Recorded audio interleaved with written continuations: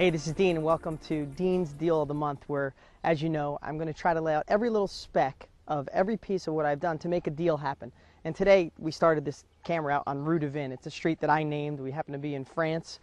We stayed on a street called Rue de Vin, so we decided to name it. So it was pretty cool. We got to name our own street.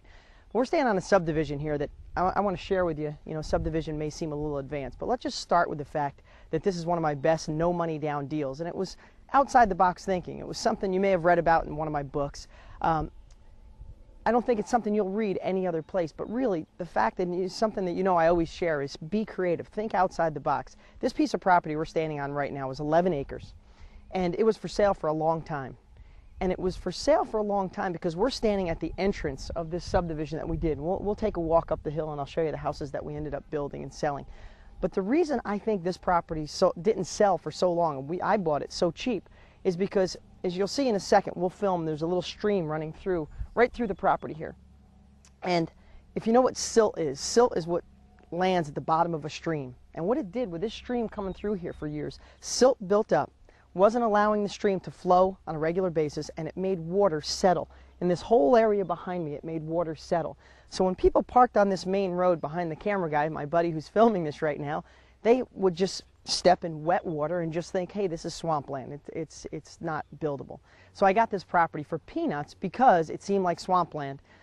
And all I did when I first got the property is get a guy with a backhoe in here to clean out the stream, and it emptied all this supposed swampland and showed how beautiful it was. But let me just tell you, at the time I bought this property, I didn't have the $40,000 to purchase it, nor did I have the money to subdivide and do all that. So here's what I did. Thinking outside the box, I realized that I had found an amazing piece of property at a great price.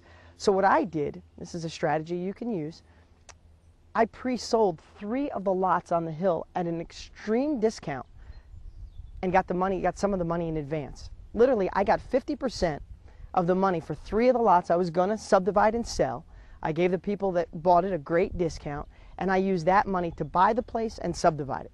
When people talk about a no money down deal, they think about it as this one thing. Really, it's like it's ingredients to a cake. If you have a whole bunch of ingredients, you can make all different kinds of cakes. Well, the ingredient I used here was I found a piece of property other people didn't want. I sold 3 lots in advance at a huge discount, but I took their money, I purchased the property, and ended up building and selling and generating over $1 million on this piece of property. So let's go up the hill, and I'll show you some of the houses we did. All right, we're now up at the top of the hill, and this is the subdivision I created. And let me just tell you on a personal level how this got so good for me. Prior to doing this subdivision, I literally lived in a probably 600 square foot, 1-bedroom apartment. I know that sounds like a heck of a story, but it's true.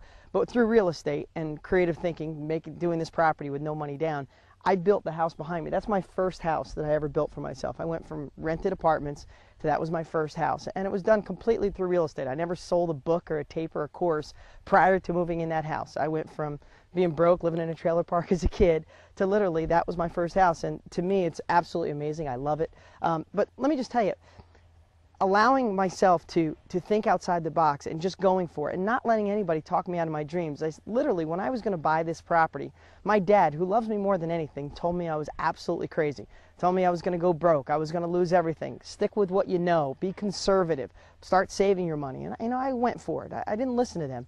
And I share this because I just happened on the plane ride here yesterday. I'm in New York. I came from Phoenix yesterday. I watched the movie Seabiscuit, and it was a broken down horse that was too small, a broken down owner because his son died, and a broken down jockey.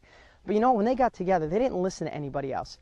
And I want to ask you, are there outside influences in your life stopping you from trying to find a deal like this, a swampy piece of property that you could possibly lock up on paper and find some other people to contribute? In my book and everything we teach, there are so many ingredients to a no money down deal. I was lucky to find 3 people that wanted a discount on a lot to give me money up front and have faith in me to buy this property, use their money to buy it and subdivide it, and then I made a great deal of money. Can you find that? Do you have anybody in your life that could lend you money? Do you have anybody in your life where you could find a deal like this and instead of owning it yourself, pass it off to somebody else for a $10,000 profit? I see my camera guy, it's in the middle, it's the first nice day in New York. There's mayflies everywhere. You see a fly bounce around the screen, but I'm not here to worry about the flies. I'm here to give you some inspiration to know that you could do deals like this. And backing up how it felt for me to go from a little 1-bedroom apartment to that beautiful house, I was able to do it because not only did I buy this property and subdivide it, use other people's money to buy it, I also sold these houses, there's 1, 2, 3, 4 houses. I sold just the lot on the house on the hill, and you'll see this, we're showing you in the screen. But the other 3 houses, I ended up becoming a general contractor, and I built those houses, and those profits went into my house up on the hill.